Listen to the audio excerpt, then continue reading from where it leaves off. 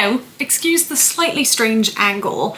Wayne started a new job recently, and one of the days he had to do a communication personality test. Now, if there's one thing to know about me, well, there's many things, but one of them is that I love personality tests. And this is one I've never heard of before, I've never done before, and I'm very excited to give it a go. So it's printed out and he's given it to me. What's it called? Communication styles quiz. I'm not even entirely sure what the options are. I think he mentioned there was one that was more like thinking. There was one that was more like personable, I guess. I can't remember what, controller, I think. I can't remember the other ones, but you're not supposed to know. He did all this blind and then only at the end was told what it was all about. So I'm gonna read out the questions and then he's already written his own answer on the sheet. So I've got my notebook out and I'll write my answer on here. And then at the end, I'll let you know what my communication style is. I'm excited. And feel free to join along in the comments or just on a piece of paper or wherever.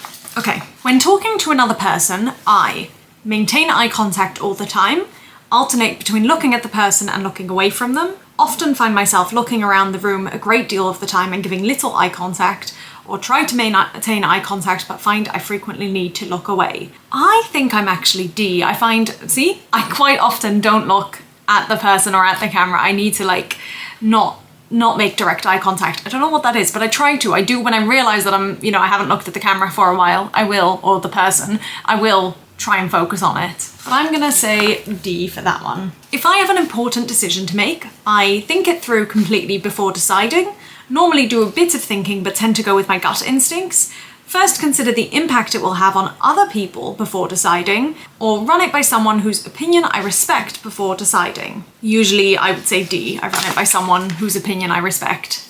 Even if I don't respect their opinion, usually I run it by someone. I'm very bad at decision making. Question 3. My home/office work area mostly has family/pet photos and sentimental items displayed, arty pictures/photos/photo frames, pictures of me doing wacky things or having fun. Very little on show or project to-do lists, tidy spaces at home usually have lists hanging on fridge magnets, etc. Calendars, awards, certificates of achievement. Whew, mine's got a bit of everything really. I'd say definitely family and pet photos. That one's probably the most actually. The to-do lists might be more managed. So I'm gonna go for A for that one. Question 4. If I'm having an issue with another person, I try to help the situation along by focusing on the positive. I try to stay calm and aim to understand the cause of the issue before reacting. I try to avoid the situation and even the person if I can. I confront it right away so it can get resolved as soon as possible, even if that means temporarily escalating the situation.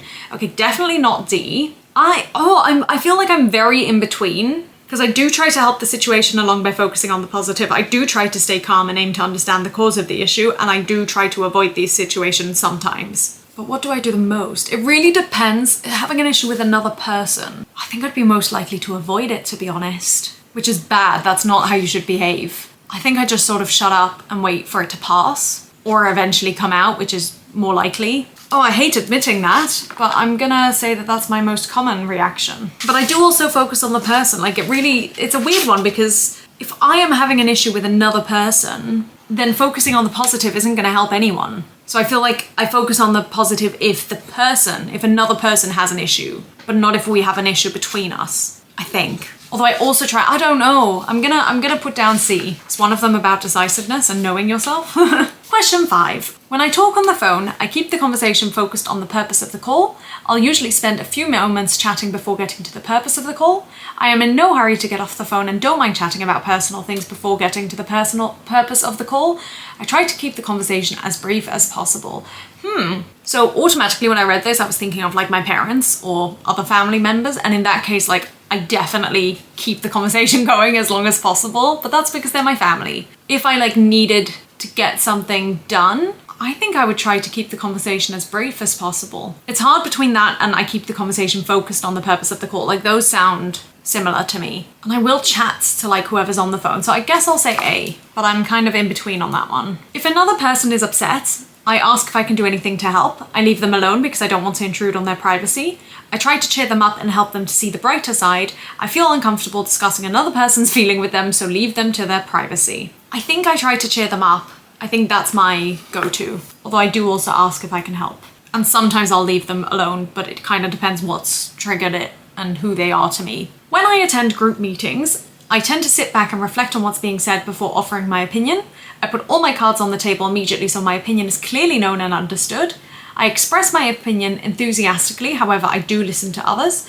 I try to support the ideas of other people in the meeting, sometimes only expressing my own ideas when oh my gosh, I can't speak. I try to support the ideas of other people in the meeting, sometimes only expressing my own ideas when I feel I need to support someone else. I think I sit back and reflect on what's being said. It really depends on the conversation though, because sometimes I will just like enthusiastically spout ideas, but I do also listen to others, which is C. So it's either A or C, but I think A. I just do still offer my opinion, but I first listen to everyone else, I think. It's hard to know. It would be interesting to get Wayne to do this for me and see how he sees it, or like anyone else, any friends or family. That would be interesting. When I speak in front of a group, I am entertaining and usually humorous. I am clear, specific, keep to the point, and I'm not given into irrelevance. I speak relatively quietly and steadily, often pausing mid-sentence for thought. I am direct, concise, and sometimes a bit loud and forceful.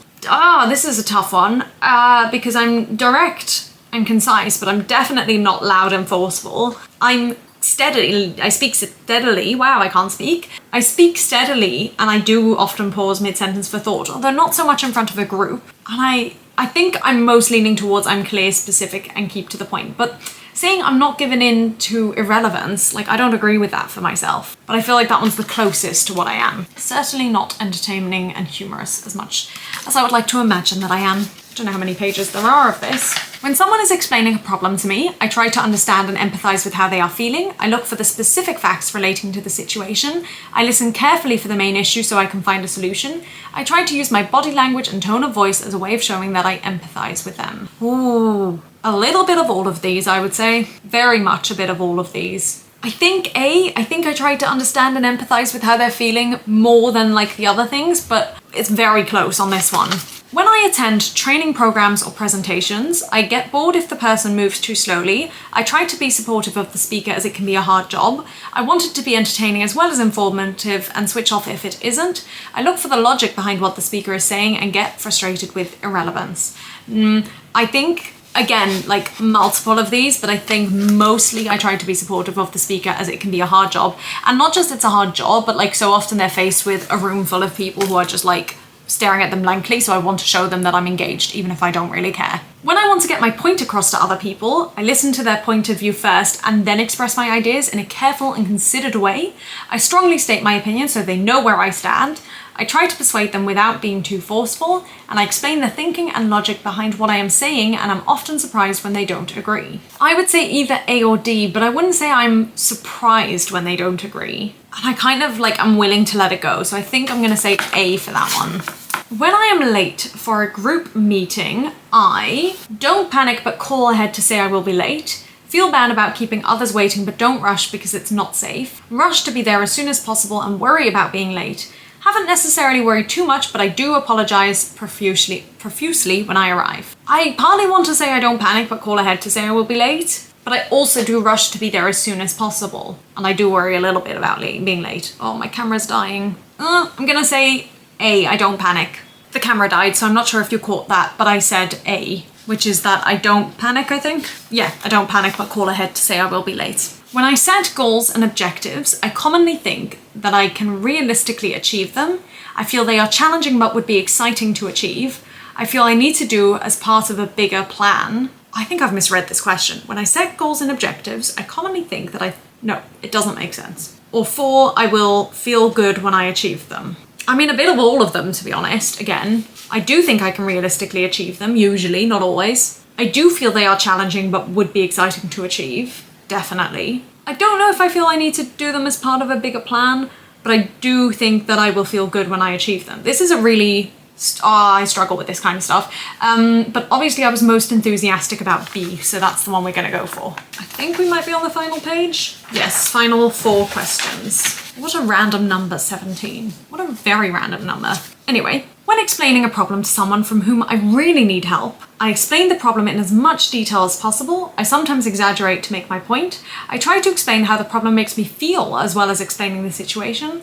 I explain how I would like it to be solved. I think I just explained the problem in as much detail as possible. I'm mostly getting A's, I think, so far, but let's see. If someone is late for a meeting with me, I keep myself busy till they arrive. I assume they were delayed a bit and don't get upset. I call as soon as I notice they are a couple of minutes late to make sure that I have the correct information about the meeting, time and venue. I get upset and may or may not let them know. I mean, again, it's multiple. I do keep myself busy till they arrive. I do assume that they were delayed, although I do get a little bit upset. And I do call or usually text to make sure that they know we're meeting and if they're on their way. But I'm gonna say I keep myself busy till they arrive. I think that one's most realistic. But it's also the simplest, like it's the one that you do without thinking, I think. When I am behind on a task and feel pressure to get it done, I make a list of everything I need to do in what order and by when. Well, that already sounds like me, but let's see. I block out everything else and focus 100% on the task till it gets done. I become stressed and have a hard time focusing on the work. I set a date or time to get it done by and go for it. Definitely A, without a doubt. I mean, I also do set a date and time that I need to get it done by and go for it, but, you know, I'm a list gal. When I feel verbally attacked by another person, I tell them how I see it and to stop as it's not going to get us anywhere. I feel hurt but don't usually say anything. I ignore the emotion and deal with the situation from a basis of sense and logic. I let them know in strong emotional terms that I don't like their behaviour. Sometimes I can be spiteful or hurtful. Definitely not that one. A little bit of all three of the others again. I tell them how I see it and to stop as it's not... No, maybe not A. I feel hurt but don't usually say anything. Definitely possible. I ignore the emotion and deal with the situation from a basis of sense and logic. That too. Again, it depends on the situation, but I think I'd be more likely to just shut up and let it happen, which again is not healthy, but we're gonna write down B. All right, so now I think I'm supposed to tally up how much of each letter I said.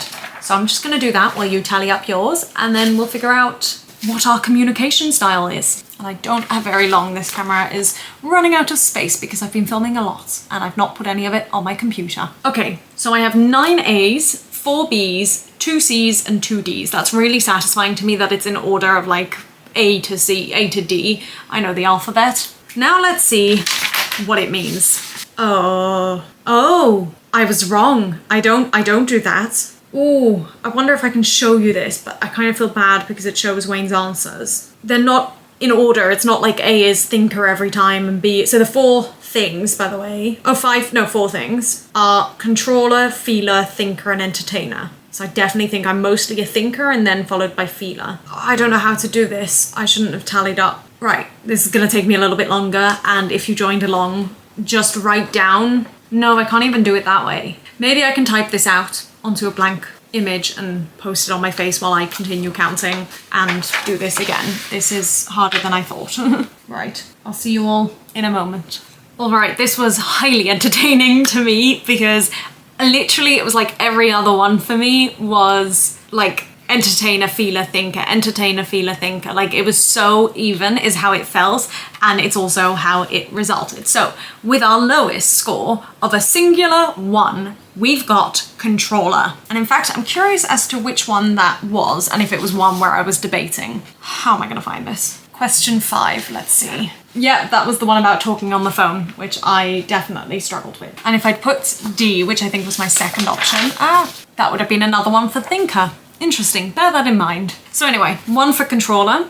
For feeler and entertainer, we've got a tie. We've got 5 each, which is way more for entertainer than I thought I would get. I thought it was gonna be thinker and feeler. Thinker, I really thought it would be distinctly thinker, feeler, entertainer, controller. But not so distinct at all, because if you can do any math, you would realize that for thinker, I've only got 6, so only 1 more than the other 2. So I am really balanced between feeler, thinker, and entertainer. And I don't know what that means. I don't know if that means that, you know, I'm capable of adjusting and, you know, dealing with situations as they come, maybe. I do find I'm quite good when it comes to communication. I've always felt that way, except that sometimes I don't say anything, and that's not healthy. We've just had Pesach, which is Passover, and we had a Seder night, which is a long night where you have lots of discussion. And on one of the nights, my aunt asked us all, what do we feel we are enslaved to in this day and age, because it's about slavery and whatnot. And I had to think about it for a moment, and then I came up with the answer that I feel I am enslaved to making, I don't know if making people happy is the right word, but like people pleasing and not taking a stand for myself. I don't know what the right word is, but like I am enslaved to my expectations of what other people want from me, I think. And that kind of comes back to that communication style of just like letting it happen and not saying anything. And that's not healthy. But aside from that, turns out I'm quite good, except controller, which actually that's probably exactly what the opposite of that is. Controller is someone who does stand up for themselves, I presume, although probably too much. Everything's a spectrum and we find ourselves on it, and maybe I should be going a little bit more that way, but equally, like, I am happy overall with my communication style, and I do feel, you know, I've had various jobs where communicating is a huge part of it. You know, like all the entertainment jobs, I do need to be able to talk to people, and especially on the cruise last year, 2 years ago, that was definitely, I would say, like the most notable one, or place where I needed to be able to communicate, and also in different ways because of the many things that happened. So I guess that does make sense when it comes to those things. Let me know what you got down below. Let me know if it's what you expected, and I will see you all in another video. Bye!